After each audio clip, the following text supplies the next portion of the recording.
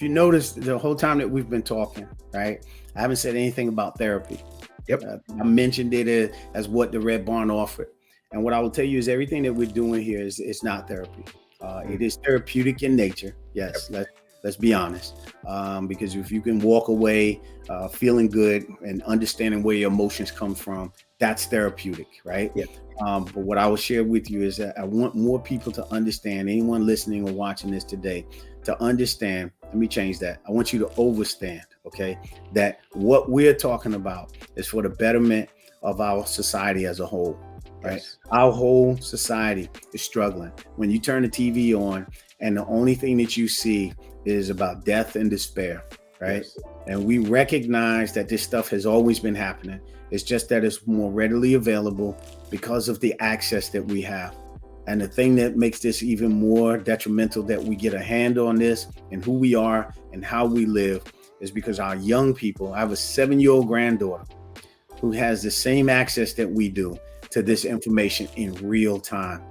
And so the opportunity to process life the way that we all had a chance to process life growing up is happening so much faster for our younger generation that if we don't get a way to build in the filters for them, they will create their own filters. And in some cases, they don't know how to create a filter. So a lot of this information about life is coming to them unfiltered. Yeah. And that's not fair to a child because they are not built for receiving unfiltered information. They're just not. And so we will be creating a society that doesn't understand what life really means and won't have a respect for it or a value placed on the very things that are important, like deeper relationships, right? They won't have an understanding what it means to have a deep relationship with a person, another person. They won't understand what it means to dig deep into their own soul and find personal strength, to rise above an occasion, right? They won't have an appreciation for life, not just the big things in life, but the little things in life, right? Yeah. They won't experience that spiritual and existential change because they won't know what that means when somebody talks about that, right? And if these things are missing in a young person's life, it's like, you know, how do you give them that after they've gone past their developmental stages of life, right? And now it's an afterthought. And that's when we're fighting and trying to find out why this young man made a decision to do something that we look at as being so horrific, or this young lady does something that we can't explain, and we're trying to find out what happened in this young woman's life or this young man's life. So again, I look forward to the opportunity to dive even deeper into some of the things that we've talked about today. I would hope that people who might listen or watch this find a way to send questions so that we can answer them as well in our next presentation. And more importantly, to what you said, I would hope that they recognize that an opportunity to participate in the Big Red Barn Retreat programs and the services that we offer are not limited to just here, right? There are other locations that do what we do. Now, again, I got to be a little biased. They don't do it as well as we do it. But they do offer it, right? I'm not saying that we are the fix all and end all, right? I don't discount what the VA does for our veterans. I don't discount what some of our local facilities and organizations do for our first responders. But what I am saying is what I'm willing to offer and share is a way to get individuals to recognize that much of what we can do in helping ourselves and our communities and our families, it starts with us. Absolutely. Speaking of that, and I want to ask this real quick, because you just scripted like your life, probably starting at the age of 18, all the way up to where you are, and I think that's huge because you talked about you mentioned it earlier, right? We can reflect on our life and we can learn, but we live going forward, right? So learning is one thing, but we have to apply what we learn so that we can do it better tomorrow, the next day, so forth and so on. Yes. So obviously you are in the midst of doing that right now. And I am, for me, as a veteran who has been diagnosed with post-traumatic stress, I, number one, appreciate that. But let me ask you this. When did you get to the point that you realized that what you guys are doing is making a difference? It's really hard to say that moment, like, oh, this is really making a difference. Right. What I would say is that anecdotally, each person that leaves this program after attending the training and going back out into the world will impact up to 500 lives. That's anecdotally. Yeah. There's probably some empirical data that could probably lock that down, and I would venture to say it might even be more. Right. When you start talking about the degrees of separation, and just to share an example of that is even in my own home, my relationship with my youngest daughter, who's a mother, and raising her daughter, conversations that we have had since I've attended this training, I can see the ripple effect even in my granddaughter and the way that she deals with stress, the way that she deals with communicating. And so I'm the head of my household, right? I'm a leader in that pack, if you would. And so my nonverbal way of communicating with the family, right, will absolutely make its waves through the family. And so I could see if I was the type of head of household that came in and was flinging stuff around, and every opportunity somebody would say something, I'm snapping, and I'm still, doing my drill sergeant knife hand, and that's how I communicate. There's no doubt in my mind that my 7-year-old granddaughter, when she goes and does playtime with her friends, she's going to be running them jokers around in there and giving them push-ups, and yeah, exactly, like, hey, put that dollhouse back together, right? and all she's doing is emulating the behaviors of the adults that she watches and observes. And so that trickle-down effect, to your point, I would share with you, has happened time and time again, whether it's the people that I communicate with in the community, and the involvement that I've had throughout our local leadership in the communities, or even in my own home, right? I recognize the impact that I've had on them now versus the impact that I had on them previously when I wore the uniform. I see the difference. Yeah. Now, many will tell you that I'm probably the same, right? It's like, no, Chris is still kind of, even-tempered, mild-mannered. But those are the same people that may have been in the hallway when I had to present a more direct approach to my leadership style, and may have been within earshot of hearing me approaching, a life-threatening situation. Yeah, exactly.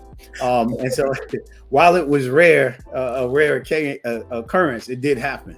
But I'm less likely even now to go into that way of communicating, because there's no need, right? I recognize that my approach to helping people and dealing with my life, right? I recognize that I want to live the life of enjoyment. And mind you, I'm hoping that no one turns or ends this podcast with it in mind that what I'm speaking of is this perfect, joyful life. I will tell you, and I'm going to say this, my positivity meter pegged out just last week, okay? Right? It pegged out last week. But I responded, right, in a way knowing, because I knew it. I'm upset. I am angry right now. I'm ready to go off. Yeah. But the value of me recognizing that, what am I going to gain, right, by cursing and swearing and going off of this situation? I can easily just say, hey, right now I'm pretty upset. I am, right? I am flaming mad right now. But screaming and yelling and going over the top, I was not going to resolve the issue. And then I had to know where that anger was coming from. And the anger was coming from a place of fear. It was a place of fear of failure, a fear of getting someone hurt, a place of like all of that was where it was really coming from. Mm-hmm. And so I had to recognize that and understand. And again, this training helped me to take that time and say, as angry as I am, I know where it's coming from. Right. And with that, the anger is not going to fix this current situation. What will fix it is me telling this person, right, that they need to fix it. And I'm not satisfied, and I'll be back when it's complete, and then we can go from there. That's something, again, that I had to come to a place, because the old Chris, the old command sergeant major, right, would have dealt with that totally different. and I Right. might have ruined a relationship. I might have ruined an opportunity. I might have closed the door on, future opportunities. I mean, the list goes on. Yeah. But what I did by doing that was I solidified the importance of that relationship. And more importantly, that person had a different level of respect for me because I did not go down that road. And it humbled them because they were like, man, if that was me, I'd have been so ticked off. I probably would have ended the relationship, blah, blah, blah. And it's like, yeah, but why? Yeah. Why take us down that road knowing that a moment of reaction versus a moment to respond changes everything, right? Changes the trajectory of two people's lives, mine and the person I was angry with. Yeah, man. See, I so love that response because your response wasn't about the person down the street or the person across town. Your response was about self, and you seen the result in self within the scope of your own family, your own tribe, as you said. And I Okay. so love that response because what you're saying is, I see the growth in me. And if we can look at, and it's kind, I have a philosophy, and I just want to say this, and this is not about me. I just want to kind of share how we connect in that same vein. Every day that I wake up is another opportunity for me to be a better version of myself. And I think when I look at it from that idea, it gives me permission to make mistakes. I'm human. So when I go back and at nighttime before I go to sleep, I reflect on how I handled certain situations this day. I'm not designed to be perfect. I'm designed to progressively move in the direction of whatever that looks like. And like you said, whether that's spirituality, whether that's religion, whatever that looks like for the person, you progressively move in the direction of that so that you can be a better person for the people that you care about and love and the people that you're going to encounter. And that's why I so love your response. Yes, sir. Go ahead. No, exactly what you said. But you hear how you place that in there, progress, right? Mhm. And Absolutely. positive. Yeah. And that's the same way that I want us to look at how military people leave the military. They're progressing. Because you Yeah. didn't say transition, No. No. because that wouldn't have fit. Yeah. We go into a better place. You're taking this knowledge, you're taking this experience, you're taking all of that positively. You're taking that with you to a better place, a better version of yourself, right? We progress to the next day as opposed to, well, I'm gonna just transition to Saturday. Come on, man, that's not what we do, right? Absolutely. Yeah. And to your point, I love it that you said that you try to make today and live a better version of yourself on this day. Mhm. As simple as that sounds, that's kind of our Warrior Path philosophy, right? Just make today a little better than yesterday. That's it. That's it. That's it. Yeah. And like I said, my 7-year-old granddaughter can relate to that. Just make Yeah. today a little better than yesterday. I tell people all the time, as adults, we make life complex. And here's what I mean by that. If I was to ask you and say, hey, Dwayne, do me a favor and place this box over on the counter, you would start asking me a whole bunch of questions. Hey, Chris, where you want it? You want it on the end of the counter? You want it on the front edge of the counter? You want it in the center of the counter? Is this the only box you want? Is there other boxes? Right? Because that's life, right? You've had those experiences. And so, well, let me ask you more questions because I want some clarity. My 7-year-old granddaughter would pick the box up and put it on the counter. Right. Because she hasn't gone through life where 1,000 questions has been, put in front of her and she's had to problem solve. And as adults, we make life complex. Yeah. We complicate things, and sometimes it's deliberate because we want to be able to have all the answers. Sometimes it's not deliberate. Sometimes it's totally by accident, and we don't know any better. We think we're helping, and what we wind up doing is hindering. Yeah. And so I know a lot of times people will look at me and say, "Well, Chris, it's not that simple." I said, "Actually, it is. It really is." And I have a tendency to think at that 7-year-old level, right? To allow me to come at it from the foundation, and then I'll build on it with the, we need to be more adult about it or more complex about it. And I understand it and utilize our ability for critical thinking. I got it. Yeah. But truth be told, really at the end of the day, I just want to be heard, right? At the end of the day, I want that what I bring to the table to be valued and appreciated. At the end of the day, I just want to be seen, right? I want that when I walk into a room that, people recognize me, and not for who I am, but just the fact that I am, right? Say, hey, how you doing? Nice to see you, right? And I want to be in a place where I'm heard, so that when I say something, right? Again, you listen to me from the heart, not to fix it. Right. I don't always need somebody to fix what's going on. I might just want to share and say, man, the IRS or my car or my relationship. And it's like, oh man, you should.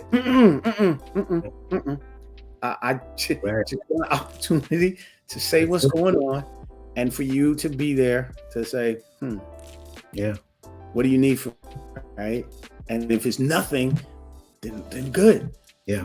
But if it is something, be prepared, right? Be prepared, because you don't ask me what I need from you, and don't be prepared to give me what I need. Okay, Right. Don't do it. Yeah. I believe in that. Anyone that knows me knows that when people depart from my life, whether they're relocating or they're moving on or whatever, I will tell them, if you ever need anything, you can reach out. I'm here, right? I may not answer the call right away because I'm in the middle of a podcast or a class. I may not respond to the text right away for the same reason. I'm involved, and many people who spend time with me know that I will not carry my phone into that conversation. Course, right? yeah. I will leave it, because you are more important to me at that moment in time. And Right. so they recognize that, and they realize this. Well, you was probably busy, but I left you a message. And you said you would be there, and here I am. So that would be the one thing that I would share with people, is that sometimes we just need somebody to listen. Absolutely. And you know what? So just so that you know, I'm taking some of your phrases. I'm just being honest. Please. Listen, I'm all on board, because progression is a normal part of my language. But thank you for catching me on the transition piece, because you're right. We don't ever leave the military, if you think about it. That's part of our experiences. Our experiences collectively shape who we are. So when you connect with a former military person, a veteran, whatever the case may be, I promise you, you're going to talk about your prior military experiences a little bit. It may not define who we are today, but you're going to talk about a little bit, just to see if we've been in the same places right around the same time. Do we know some of the stuff? That's the source of our connection. That connection moving forward creates relationships. So thank you for that, sir, because you're right. One more thing I'm going to tell you. I like how you said happiness, because happiness is about what happened. Man, I love that. I'm using that going forward, because you're absolutely right. I get happy about things that happened. And I was like, whoa, that was pretty good. So I'm stealing that, just so that you know. No. By all means, these criticisms are available. I may write a book. Criticisms, I love that, man. I love it.